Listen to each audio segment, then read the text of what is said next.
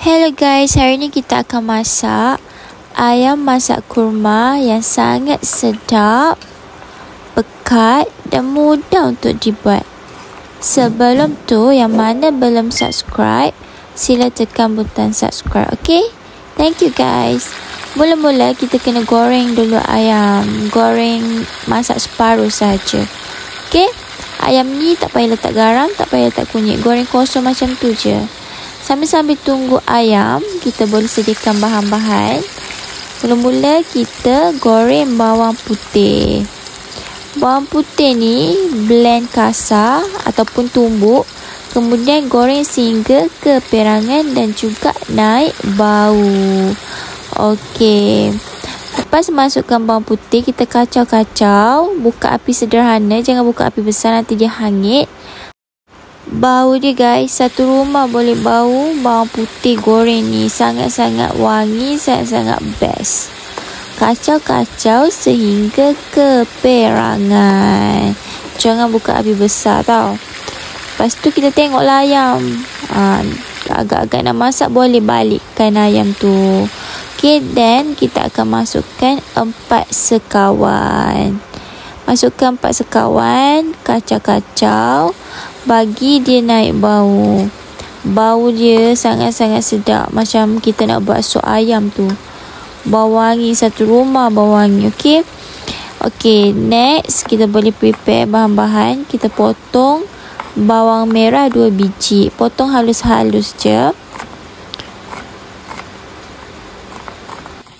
Bawang merah ni kita akan tumiskan sekali dalam ni.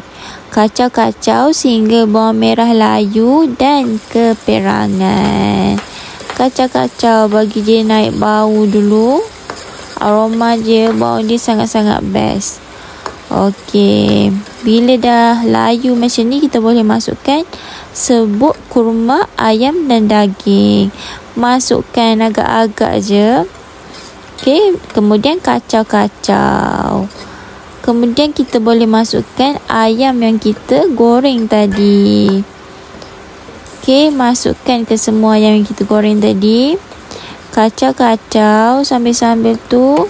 Dan masukkanlah, ini adalah kaki ayam. Kaki ayam ni tak goreng lah. Terus masuk macam ni je.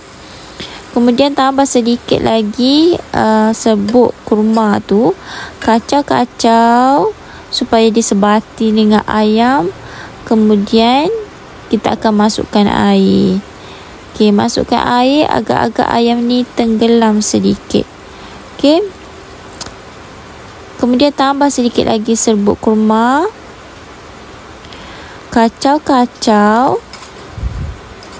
Dan kita akan tutup sehingga kaki ayam tu lembut.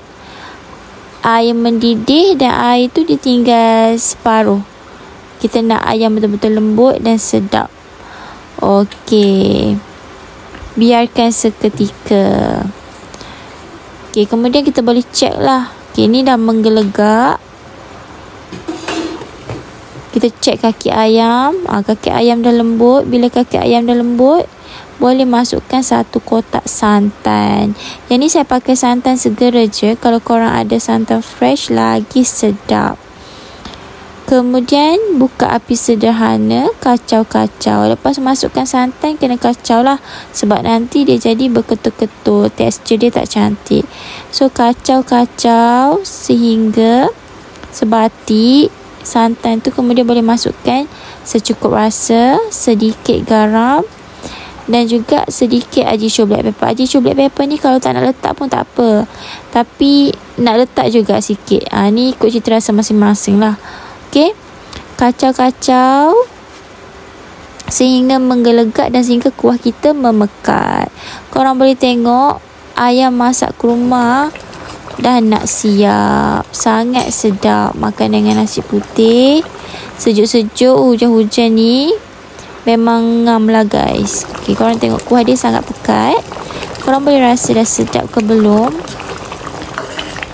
Sangat sedap guys. Korang patut try resipi ni sebab sangat mudah untuk dibuat, cepat dan bahan pun tak banyak pun.